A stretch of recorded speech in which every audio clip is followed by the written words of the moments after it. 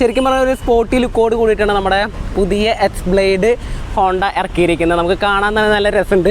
ഫ്രണ്ടിലൊക്കെ നമുക്ക് കാണാൻ സാധിക്കുന്നത് റോബോ ഫേസ് ആയിട്ടുള്ള ഒരു ഹെഡ്ലൈറ്റിന് വരണേ LED കഴിഞ്ഞിട്ട് അവിടെ വരണേ. അതിന് തൊട്ട് താഴെ നമുക്ക് ഈ റോബോട്ടിൻ്റെയൊക്കെ ജോസ് ഉണ്ടല്ലോ, നമ്മുടെ താടി, ആ താടി ഭാഗത്ത് നമുക്കൊരു ചെറിയൊരു DRL ലഭിക്കുന്നുണ്ട്. കണ്ടോ, അവിടെ ഒരു DRL വരുന്നുണ്ട്. പിന്നെ ഇതെന്ന് പറയുന്നത് LED ആണ്. അപ്പോൾ എങ്ങനെയുണ്ട് ലൈറ്റ് കാര്യങ്ങളൊക്കെ ഒന്ന് ഞാൻ ജസ്റ്റ് കാണിച്ചു തരാം. ജസ്റ്റ് ഓൺ ആക്കിയിട്ട് ജസ്റ്റ് നമ്മൾ വണ്ടി ഒന്ന് സ്റ്റാർട്ടാക്കണം. അതിനുശേഷം എഞ്ചിൻ സ്വിച്ച് ഒന്ന് ഓക്കെ ആക്കിയിട്ട് കീ ഓണാക്കി. അപ്പോൾ അതേ നമുക്ക് ഇവിടെ നിന്ന് ഈ പോർഷനിൽ നിന്ന് നമുക്ക് കണ്ട ലൈറ്റുകൾ LED വരുന്നത് നമുക്ക് കാണാൻ സാധിക്കും. നമ്മുടെ ആ ഒരു റോബോട്ടിൻ്റെ ആ ഒരു കണ്ണുകളും അതുപോലെ തന്നെ ആ ജോസൊക്കെ കാണുമ്പോൾ അതുകൊണ്ട് തന്നെയാണ് ഈ ഒരു ഹെഡ്ലൈറ്റിനെ റോബോ ഫേസ് ഹെഡ് ലാമ്പ് എന്ന് തന്നെ പറയുന്നത്. അപ്പോൾ ഞാൻ ജസ്റ്റ് ഒന്ന് ഓഫ് ചെയ്ത് വെക്കുന്നുണ്ട്. തൊട്ട് മേലേക്ക് നമുക്കിത് ഇവിടെ നമുക്കൊരു വിൻഷീൽഡ് ലഭിക്കുന്നുണ്ട്. നമ്മുടെ മീറ്ററിൻ്റെ ജസ്റ്റ് പ്രൊട്ടക്ഷൻ പോലെ നമുക്കൊരു വിൻഷീൽഡ് ഇവിടെ ലഭിക്കുന്നുണ്ട്. ആ വിൻഷീൽഡിൻ്റെ കറക്റ്റ് സെൻട്രലായിട്ട് ഹോണ്ടാന്ന് എഴുതിയിരിക്കുന്നത് നമുക്ക് കാണാൻ സാധിക്കും. അതിന് തൊട്ട് താഴെ നമുക്ക് ആ ഒരു നമ്പർ പ്ലേറ്റ് വെക്കുന്ന ആ ഒരു ഹോൾഡിങ്സ് വരുന്നുണ്ട്, മെറ്റലാണ് വരുന്നത്. പിന്നെ നമുക്ക് ഈ ഒരു നമ്മുടെ റോബോ ഫേസിൻ്റെ റൈറ്റ് സൈഡിലും ലെഫ്റ്റ് സൈഡിലല്ല നമ്മുടെ ഒരു ഇൻഡിക്കേറ്റർ കുറച്ചും കൂടി പൊക്കി, കുറച്ചും കൂടി ഒരു ഹയർ ലെവലിലാണ് നമ്മുടെ ഒരു ഇൻഡിക്കേറ്റേഴ്സ് കൊടുത്തേക്കണത്. നമ്മുടെ യൂണിക്കോണിലൊക്കെ ലഭിക്കുന്ന അതേ ഇൻഡിക്കേറ്റേഴ്സാണ് നമുക്ക് ഇവിടെ കാണാനായിട്ട് സാധിക്കുക. പിന്നെ എന്ന് വെച്ചിട്ടുണ്ടെങ്കിൽ ഇതിനുള്ളിൽ വരുന്ന ബൾബുകൾ എന്ന് പറയുന്നത് നോർമൽ തന്നെയാട്ടോ. ഇനി ഹെഡ്ലൈറ്റിൻ്റെ അവിടെ നേരത്തെ താഴ്ത്തി വരുമ്പോൾ നമുക്ക് ടെലിസ്കോപ്പിക് സസ്പെൻഷൻ വരുന്നുണ്ട്. അപ്പോൾ ആ ഒരു സസ്പെൻഷൻ്റെ ആ ഒരു ഔട്ടർ ട്യൂബിൽ ജസ്റ്റ് ഒരു കവറിങ് പോലെ നമുക്കൊരു ഒരു ഫൈബർ പാർട്ട് കൊടുത്തിട്ടുണ്ട്, ജസ്റ്റ് ഒരു ഗാർഡ് പോലെ. പിന്നെ നമുക്ക് ഇവിടെ വരുന്നത് ഒരു സ്പ്ലിറ്റ് ടൈപ്പ് ആ ഒരു മഡ് ഫ്ലാപ്പ് അല്ലെങ്കിൽ ഫ്രണ്ട് ഫെൻഡർ നമുക്ക് വരുന്ന കണ്ട ഒരു ജസ്റ്റ് ഒരു കട്ടിങ്സ് കാര്യങ്ങളൊക്കെ അവിടെ കൊടുത്തിട്ടുണ്ട്. പിന്നെ അതുമ്പോൾ തന്നെ നമുക്കൊരു ജസ്റ്റ് ABSൻ്റെ ആ ഒരു സ്റ്റിക്കർ ഒട്ടിച്ചിട്ടുണ്ട്. പിന്നെ ഔട്ടർ ട്യൂബിൽ വേണം നമുക്ക് റെക്ടാങ്കിൾ ടൈപ്പോട് കൂടിയിട്ടുള്ളൊരു യെല്ലോ റിഫ്ലക്ടർ വരുന്നുണ്ട്. നമുക്ക് ബോൾട്ട് ചെയ്തേക്കുന്നത് അലൻ ബോൾട്ടൊക്കെ യൂസ് ചെയ്തിട്ടാണ് അവിടെ ഇങ്ങനെ ബോൾട്ടിങ് കാര്യങ്ങളൊക്കെ ചെയ്തേക്കണേ. നമുക്ക് ലെഫ്റ്റ് സൈഡിലൊരു യെല്ലോ റിഫ്ലക്ടർ വരുന്നുണ്ട് റെക്ടാങ്കുലർ ടൈപ്പിൽ. പിന്നെ നമുക്ക് ഫ്രണ്ടിലും അതുപോലെ റിയർ സൈഡിലൊക്കെ വരുന്നത് നമുക്ക് അലോയ് വീൽസ് ഇങ്ങനെ നിങ്ങൾക്ക് കാണുമ്പോൾ തന്നെ മനസ്സിലാവും. ഫ്രണ്ടിൽ വരുന്ന ടയർ എന്ന് പറയുന്നത് MRFൻ്റെ ടയറാണ് വരുന്നത്. ടയറിൻ്റെ സെക്ഷൻ നോക്കണമെങ്കിൽ 80, 100, 17 MC 46 Pയുടെ ടയറാണ് നമുക്ക് വരുന്നത്. പിന്നെ ഫ്രണ്ടിൽ വരുന്ന ആ ഒരു ഡിസ്ക് ബ്രേക്ക് എന്ന് പറയുന്നത് പെറ്റൽ ഡിസ്ക് ആണ് വരുന്നത്. അതുകൂടാണ്ട് നമുക്ക് ഇതിൻ്റെ തിക്നെസ് നോക്കണമെങ്കിൽ 3.5 mm ആണ്. ഡയാമീറ്റർ നോക്കണമെങ്കിൽ 276 mm വരുന്നുണ്ട്. പിന്നെ കാലിപ്പർ വരുന്നത് നമുക്ക് ഫ്രണ്ട് സൈഡിലും റിയർ സൈഡിലും വരുന്നത് നിസിൻ്റെ കാലിപ്പർ തന്നെയാണ് വരുന്നത്. ഫ്രണ്ടിലാണ് നമുക്ക് ABS ഉള്ള സിംഗിൾ ചാനൽ ABS ആണ് അവിടെ കാണാൻ സാധിക്കും. അപ്പോൾ ഇത്രയുമാണ് നമുക്ക് ഫ്രണ്ട് സൈഡിൽ നമുക്ക് കാണാനായിട്ട് പറ്റുള്ളൂ. പിന്നെ നമ്മുടെ യൂണിക്കോണിലൊക്കെ വരുന്ന യൂണിക്കോണിലെ ആക്റ്റീവിലേക്ക് വരുന്ന ആ ഒരു റിയർ വ്യൂ മിറേഴ്സ് വരുന്നുണ്ട്. ഇനി നമ്മൾ നേരെ വരുന്ന നമ്മുടെ ആ ഒരു ടാങ്ക് മേക്കാണ് കുറച്ചും കൂടി സ്പോർട്ടി ലുക്ക് തരുന്ന ടാങ്കാണ് വരുന്നത്. അപ്പോൾ ശരിക്കും നമുക്ക് ഇതെന്ന് പറയുന്ന ഒരു പോർഷനൊക്കെ വരുന്നത് ഫൈബർ പാർട്ടാണ് വരുന്നത്. നമുക്ക് അതിനുള്ളിലാണ് നമ്മുടെ ടാങ്ക് വരുന്നത്. 12 ലിറ്ററാണ് ഈ ഒരു ഫ്യൂൽ ടാങ്കിൻ്റെ കപ്പാസിറ്റി എന്ന് പറയുന്നത്. അഗ്രസീവ് ആയിട്ടുള്ള ഒരു കവറുമ്പോൾ നമുക്ക് ജസ്റ്റ് ഒരു 3Dയുടെ ആ ഒരു എംബ്ലം ഇങ്ങനെ ജസ്റ്റ് ഇങ്ങനെ എന്താണ് ഒട്ടിച്ച് വെച്ചേക്കുന്നത്. മറ്റേ അങ്ങനെ ബ്ലെൻഡ് ചെയ്ത് വന്നേക്കുന്നതല്ല, ഒരു ജസ്റ്റ് ഇങ്ങനെ ഒരു സ്റ്റിക്കർ കൊണ്ട് ഒട്ടിച്ച് വെച്ചേക്കുന്ന ഒരു പോർഷനായിട്ട് നമുക്കിവിടെ കാണാൻ ഫീൽ ചെയ്യണേ. നമുക്ക് തൊടുമ്പോൾ അത് അറിയാനും സാധിക്കും. ജസ്റ്റ് ഒരു ക്രോമിൻ്റെ ഒരു ലോഗൊക്കെ കൊണ്ട് ഇങ്ങനെ പഞ്ച് ചെയ്ത് വെക്കില്ല, അതുപോലത്തെയാണ് ഇവിടെ ചെയ്ത് വെച്ചേക്കണേ. ഹോണ്ടയുടെ കാണാൻ നല്ലൊരു ഭംഗിയുണ്ട്. അതിന് തൊട്ട് താഴ്ത്ത് നമുക്കിവിടെ ഗ്രാഫിക്സ് ഒക്കെ ഉണ്ട്. എക്സ് ബ്ലേഡ് എന്ന് ഇരിക്കുന്നത് കാണാൻ അതൊരു പ്രത്യേകതരം ലുക്ക് തന്നെ ഈ ഒരു വാഹനത്തിന് കൊടുക്കുന്നുണ്ട്. അതിന് തൊട്ട് താഴത്തേക്ക് വരുമ്പോൾ കുറച്ചധികം ഒരു എന്താണ് എയർ വെൻസ് ഒക്കെ കൊടുക്കുന്ന പോലെ, അല്ലെങ്കിൽ വെച്ചാൽ കുറച്ചും കൂടി ലുക്ക് വരാനായിട്ടാണ് ഇങ്ങനെ ജസ്റ്റ് ഇങ്ങനെ ഒരു എയർ വെൻറ്റുകൾ പോലെ നമ്മുടെ ഈ ഫൈബറിൻ്റെ പാർട്സ് കാര്യങ്ങളൊക്കെ ഇവിടെ ഇങ്ങനെ വെച്ചിട്ടുണ്ട്. സ്പാർക്ക് പ്ലഗ് അവിടെ പോയി കഴിഞ്ഞാൽ നമുക്ക് എടുത്ത് കാണിക്കുന്ന ഒരു സ്പാർക്ക് പ്ലഗിൻ്റെ ഒരു കവറിംഗ് ആണ് ഇവിടെ വന്നേക്കുന്നത്, ഒരു കളറും, അതായത് റെഡ് കളറാണ് നമുക്കിവിടെ കാണാനായിട്ട് സാധിക്കാം.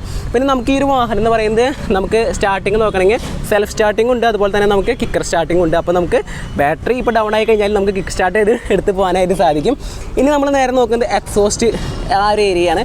എക്സോസ്റ്റിലേക്ക് നോക്കുന്ന സമയത്ത് ഫ്രണ്ടിൽ നിന്ന് നമ്മുടെ ഇവിടെ നിന്ന് സ്റ്റാർട്ട് ചെയ്യുന്നു. ആ ട്യൂബ് ഇവിടെ വന്ന് ഇവിടെ നിന്ന് നമുക്കൊരു കാറ്റലറ്റിക് കൺവേർട്ടർ കൊടുത്തിട്ടുണ്ട്. കാറ്റലറ്റിക് കൺവേർട്ടറിൻ്റെ അവിടെ നിന്ന് അപ്പുറത്തേക്ക് പോകണേക്കാൾ മുമ്പ് നമുക്ക് ഇവിടെ ഒരു സ്പോർട്ടി ലുക്കോട് കൂടിയിട്ടുള്ള നമ്മുടെ എഞ്ചിൻ കവൾ വരുന്നുണ്ട്, അല്ലെങ്കിൽ എഞ്ചിൻ ഗാർഡ് വരുന്നുണ്ട്. ഇതെന്ന് പറയുന്നതൊക്കെ മെറ്റൽ പാർട്ടാണ്, ഇതൊക്കെ ഫൈബർ പാർട്ടാണ്, ഇതൊക്കെ വരുന്നത് ഫൈബർ പാർട്ടാണ്, ഇതെന്ന് പറയുന്നത് മെറ്റൽ പാർട്ടാണ്.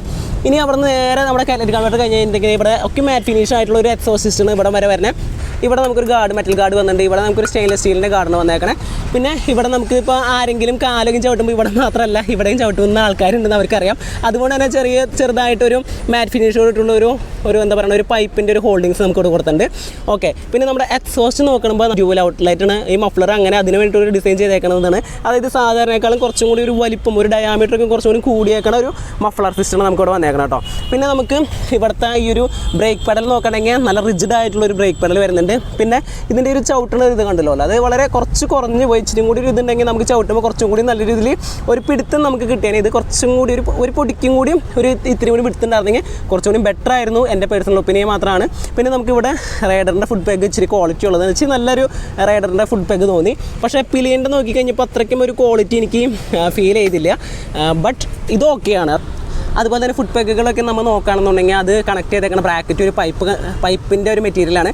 അതിന് ജസ്റ്റ് ഒരു പ്രൊട്ടക്ഷൻ കൊടുക്കാനായിട്ട് ജസ്റ്റ് ഇത് ഇവിടെ ഫൈബർ പാർട്ടിൻ്റെ ഒരു ചെറിയ ഔട്ടർ കവർ വരുന്നത്. ടോട്ടലി ഈ വാഹനത്തിൽ നോക്കുകയാണെന്നുണ്ടെങ്കിൽ കുറേ അധികം ഫൈബറിൻ്റെ ബോഡീസ് നമുക്ക് അവിടെ ഇവിടെയൊക്കെ ആയിട്ട് കാണാനായിട്ട് സാധിക്കും. പിന്നെ നമ്മുടെ ഈ മിഡിൽ പാനൽ നോക്കുകയാണെങ്കിൽ നമുക്ക് മിഡിലിൽ കറക്റ്റായിട്ട് 116 എഴുതിക്കുന്നത് കാണാൻ സാധിക്കും. പിന്നെ ഇവിടെ ഒരു ഹണികോംബ് സ്ട്രക്ചർ ഉണ്ട്. പിന്നെ ഇവിടെ ചെറിയൊരു എയർ വെൻറ്റ് കൊടുത്തിട്ടുണ്ട്.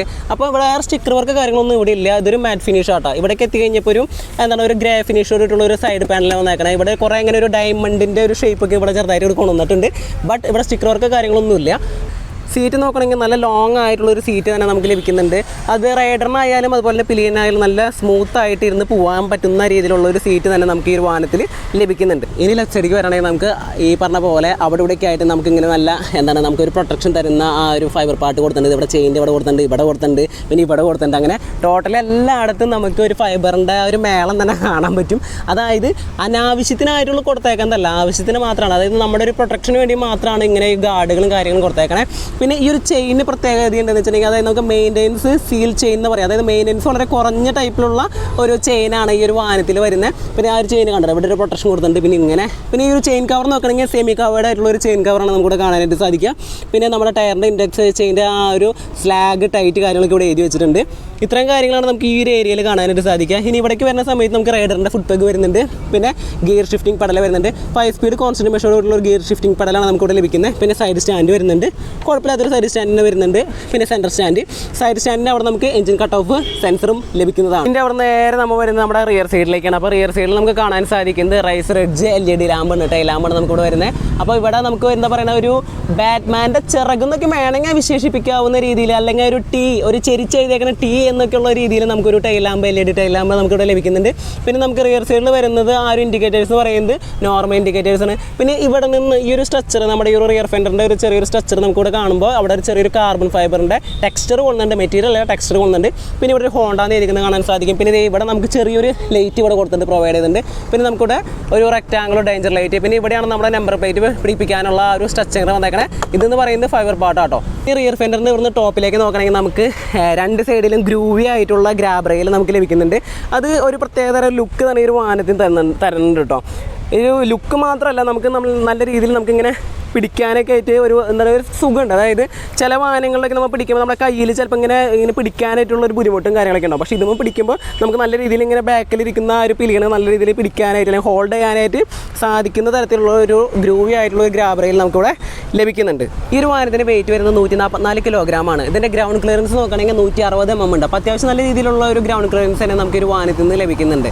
അപ്പോൾ ഒരച്ചിലൊക്കെ ഉണ്ടോയെന്ന് വെച്ചിട്ടുണ്ടെങ്കിൽ വലിയ കുഴപ്പമില്ല, നമ്മുടെ കേരളത്തിൽ ഓടിക്കാവുന്ന രീതിയിലുള്ള ഒരു ഗ്രൗണ്ട് ക്ലിയറൻസ് തന്നെ ഈ ഒരു വാഹനത്തിൽ നിന്ന് നമുക്ക് ലഭിക്കുന്നുണ്ട്. ഈ ഒരു വാഹനത്തിൻ്റെ എഞ്ചിൻ നോക്കുകയാണെങ്കിൽ 4 സ്ട്രോക്ക് SI BS6 എഞ്ചിൻ തന്നെയാണ്. ഈ എഞ്ചിൻ്റെ കപ്പാസിറ്റി നോക്കുകയാണെങ്കിൽ 162.71 cc ആണ്. ഈ ഒരു വാഹനത്തിന് പ്രൊഡ്യൂസ് ചെയ്യാൻ പറ്റുന്ന മാക്സിമം പവർ എന്ന് പറയുന്നത് 10.2 kW 8000 RPM. അതുപോലെ തന്നെ വാഹനത്തിന് പ്രൊഡ്യൂസ് ചെയ്യാൻ പറ്റുന്ന മാക്സിമം ടോർക്ക് എന്ന് പറയുന്നത് 14.7 Nm, അത് 5500 RPM. പിന്നെ ഇതിൻ്റെ ഇഞ്ചക്ഷൻ നോക്കുകയാണെങ്കിൽ പ്രോഗ്രാംഡ് ഫ്യൂൽ ഇഞ്ചക്ഷൻ ആണ്, നമുക്ക് എല്ലാവർക്കും അറിയാം. അതുപോലെ തന്നെ ഈ ഒരു വാഹനത്തിന് ഗിയർ ബോക്സ് നോക്കുകയാണെങ്കിൽ 5 സ്പീഡ് കോൺസ്റ്റന്റ് മെഷറാണ്.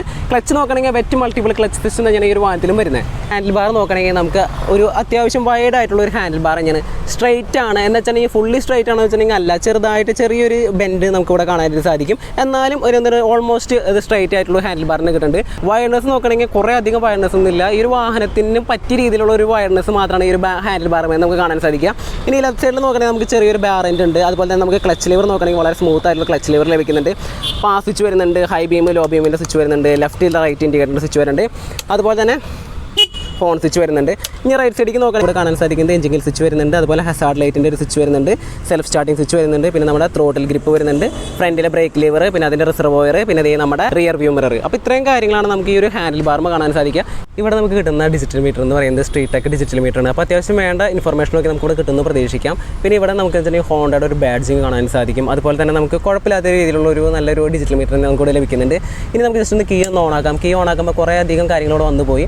ഇവിടെ നമുക്ക് എന്താണ് ഇപ്പോൾ ഹസാർഡ് ലൈറ്റ് ഇട്ട് വെച്ചാൽ നേരത്തെ 2 ഇൻഡിക്കേഷൻ കിടന്ന് കത്തുന്നത് കാണാം. അതുപോലെ സൈഡ് സ്റ്റാൻഡ് ഇട്ട് വെച്ചിട്ടുണ്ട്, അപ്പോൾ അതിൻ്റെ ഇൻഡിക്കേഷൻ. പിന്നെ ഹൈ ബീം ഇട്ട് വെച്ചിട്ടുണ്ടെങ്കിൽ ഹൈ ബീമിൻ്റെ ആക്കിയിട്ടുണ്ടെങ്കിൽ അവിടുത്തെ ഇൻഡിക്കേഷൻ വരും, ABS, ന്യൂട്രൽ, എഞ്ചിൻ വാണിംഗ്. അപ്പോൾ ഇത്രയും കാര്യങ്ങൾ നമുക്ക് ഇവിടെ കാണാൻ സാധിക്കും. ഇനി ഡിജിറ്റൽ മീറ്ററിൻ്റെ ഉള്ളിലേക്ക് നോക്കുകയാണെങ്കിൽ നമുക്ക് ഇവിടെ RPM ലിമിറ്റ് 11 11 വരെ കൊടുത്തിട്ടുണ്ട്. പിന്നെ ഗിയർ ഷിഫ്റ്റ് ഇൻഡിക്കേറ്റർ ഇവിടെ ഉണ്ട്.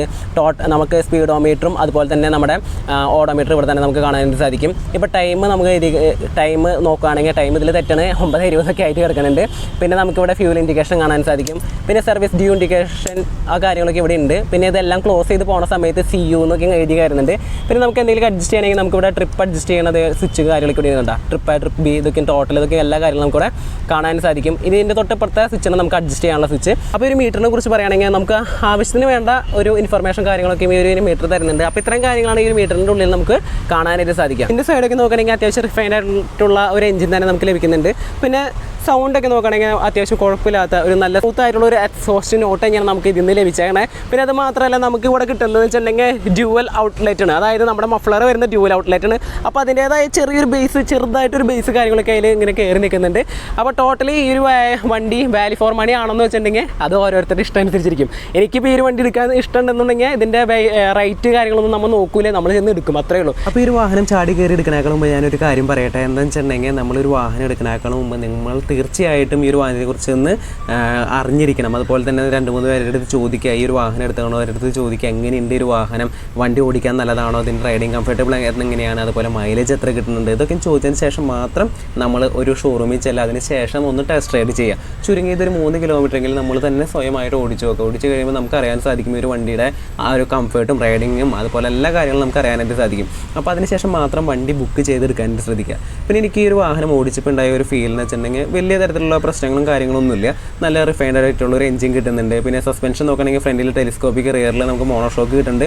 അപ്പം അതിൻ്റെ ആ ഒരു റൈഡിങ് കംഫർട്ടബിൾ നമുക്ക് ഇവിടുന്ന് കിട്ടുന്നുണ്ട്. പക്ഷേ ഒരു 80-85 കിലോമീറ്ററൊക്കെ എത്തിക്കുന്ന സമയത്ത് നമുക്ക് ഫ്രണ്ടിലത്തെ ഹാൻഡിൽ ബാർമേന്ന് നമുക്ക് ചെറുതായിട്ടൊരു വൈബ്രേഷൻ അനുഭവപ്പെട്ടു. അതുപോലെ തന്നെ സീറ്റുമേന്നും അതെന്താ ചിലപ്പോൾ കിട്ടാൻ കാരണം എന്ന് വെച്ചിട്ടുണ്ടെങ്കിൽ ഒരു വാഹനം ടെസ്റ്റ് റൈഡ് വെഹിക്കിൾ അല്ല ഇത്. നമുക്ക് വണ്ടി അവിടെ ഇരിക്കുന്നതിൽ നമുക്ക് ജസ്റ്റ് ഒന്ന് ഒരു റിവ്യൂ ചെയ്യാൻ വേണ്ടി മാത്രം എടുത്തതാണ്. അപ്പോൾ അതിലെ ആ ഒരു എയർ ഇൻഡെക്സ് ചിലപ്പോൾ കൂടി നിൽക്കുന്നുണ്ടാവും. ചിലപ്പോൾ അതുകൊണ്ടായിരിക്കാം ആ ഒരു വൈബ്രേഷനും കാര്യങ്ങളൊക്കെ വന്നേക്കണമെന്ന് എനിക്ക് തോന്നുന്നു. പിന്നെ ഇതിൻ്റെ ഒരു മാക്സിമം മൈലേജ് നമ്മുടെ ഒരു ഫ്രണ്ടിന് കിട്ടിയേക്കുന്നത് പറയുന്നത് 47 km/ലിറ്ററാണ്. അപ്പോൾ മൈലേജിൻ്റെ കാര്യം നോക്കുകയാണെങ്കിലും വലിയ തിരക്കേടില്ലാത്തൊരു മൈലേജ് തന്നെ നമുക്ക് ഒരു വാഹനത്തിൽ നിന്ന് നമുക്ക് ലഭിക്കുന്നുണ്ട്. പിന്നെ എനിക്ക് ഇതിൽ 2-3 ഒരു മൈന്യൂട്ടായിട്ടുള്ളൊരു പോരായ്മകൾ തോന്നിയത്, ഒന്നാമത്തെ കാര്യം എന്ന് വെച്ചിട്ടുണ്ടെങ്കിൽ ഇത്രയും പൈസ 1,55,000 രൂപ കൊടുത്ത് നമ്മൾ വണ്ടി വാങ്ങുന്നുണ്ട്. അപ്പോൾ അതിൽ ആ ഒരു നമ്മുടെ ഇൻസ്ട്രുമെൻറ്റ് ക്ലസ്റ്റർ നോക്കുകയാണെങ്കിൽ ഡിജിറ്റലാണ്. പക്ഷേ അതിൽ നമുക്ക് ബ്ലൂടൂത്ത് കണക്ടിവിറ്റി അതുപോലെ GPS-ൻ്റെ ആ ഒരു പ്രസൻസ് കാര്യങ്ങളൊന്നും ഇല്ല. അതും കൂടി ഉണ്ടായിരുന്നെങ്കിൽ കിടിലൻ ഒരു ഡിജിറ്റൽ ഇൻസ്ട്രുമെൻറ്റ് ക്ലസ്റ്റർ തന്നെ നമുക്ക് ഇതിൽ നിന്ന് കിട്ടിയേനെ. പിന്നത്തെ കാര്യം എന്ന് പറയുന്നത് കുറച്ച് ഓവറായിട്ടുള്ള ഒരു ഫൈബർ പാർട്സിൻ്റെ ഒരു അതിപ്രസരം എന്ന് പറയില്ലേ, അതെനിക്ക് തോന്നി. പക്ഷേ അത് നമുക്കറിയാം, ഒരു ഡിസൈനർ എഞ്ചിനീയർ ഇത് കറക്റ്റായിട്ട് എല്ലാ കാര്യങ്ങളും നോക്കിയിട്ടൊക്കെ തന്നെയായിരിക്കും ഈ ഒരു ഫൈബർ പാർട്ട് കാര്യങ്ങളൊക്കെ ഇതിൽ ഇൻബിൽറ്റ് ചെയ്ത് വെച്ചിട്ടുണ്ടാവാം. ഇനി ടയറും അതുപോലെ തന്നെ ബ്രേക്കിംഗ് നോക്കുകയാണെങ്കിൽ ടയർ നല്ല അടിപൊളി ഗ്രിപ്പ് കിട്ടുന്ന ഒരു ടയർ തന്നെ നമുക്ക് ലഭിക്കുന്നുണ്ട്. അതുപോലെ തന്നെ നല്ല ബ്രേക്കിംഗ് സിസ്റ്റമാണ് നമുക്ക് ഈ ഒരു വാഹനത്തിൽ കിട്ടിയേക്കണേ. ഇതിൻ്റെ ഓൺ റോഡ് റേറ്റ് ഞാൻ ഒന്നുകൂടി പറയുന്നത് 1,55,000 രൂപയാണ് നമ്മുടെ തൃശ്ശൂർ വരുന്നത്. അപ്പോൾ ഇതുപോലുള്ള വീഡിയോസൊക്കെ കിട്ടാനായിട്ട് നമ്മുടെ ചാനൽ സബ്സ്ക്രൈബ് ചെയ്യുക. വീഡിയോ ഇഷ്ടപ്പെടുകയാണെങ്കിൽ ലൈക്ക് ചെയ്യുക. അതുപോലെ തന്നെ ബാക്കിയുള്ളവർക്ക് ഷെയർ ചെയ്ത് കൊടുക്കുക. അപ്പം എല്ലാവർക്കും bye bye. It's me Darwin signing off.